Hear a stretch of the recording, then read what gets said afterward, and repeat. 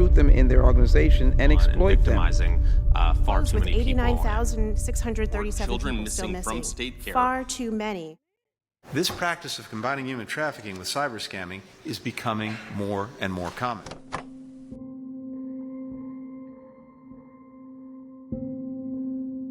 So slavery in itself has had a few different definitions because the systems of slavery have differed throughout different cultures and time periods.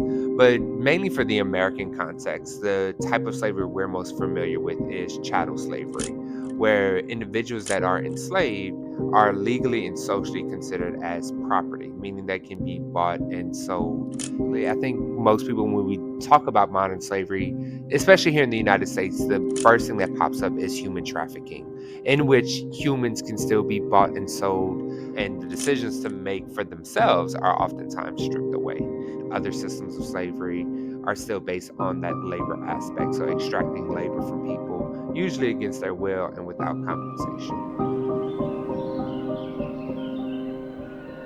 Llevaron a una casa lejos, a unas casas de cartón. Y nos quedamos 4 días con miedo y todo, pero para poder comer teníamos que hacer todo el quehacer de la casa.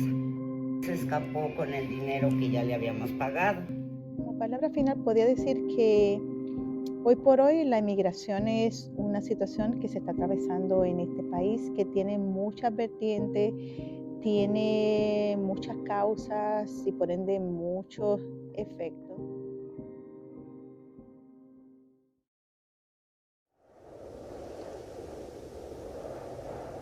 A young girl was kidnapped. Her family and the community held on to hope for her safe return, only for her body to be found 4 days later. The murder of Siobhan Randall. Siobhan Randall was kidnapped on June 28, 2017. She was only 13 at the time. I found out she was kidnapped shortly after a man called through her cousin's phone. Apparently, her cousin's boyfriend at the time had stolen something important, so they took my child. I didn't know anything until the situation was already over. We found her body only 6 days after her birthday on July 2nd. But the family of one of those victims says this was fueled by robbery, drugs, and money, and that innocent 13-year-old girl, Siobhan Randall, was simply caught up in the middle of it. As you can see here at this house where both the bodies were found, people have been leaving a variety of items as this memorial has grown throughout the afternoon. I think one of the biggest factors I would argue of elongating the system is an othering of a certain group of people. So like, since it's happening to an other group of people, it's okay even if I'm not actively participating in it. And I think the same thing even today in modern human trafficking. I know people of color oftentimes do face higher rates of human trafficking, and that othering is still going on, is still practicing. Because if you can convince one human that another person isn't fully human, then it's easier to dehumane them.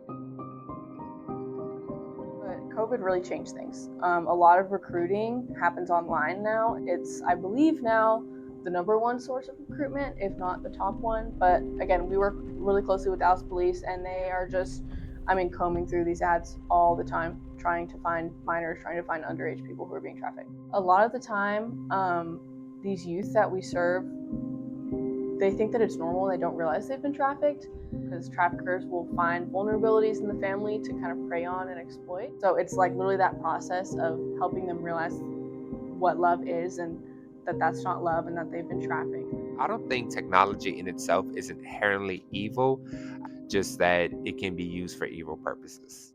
I think it's important to realize that laws in place right now, they aren't enough.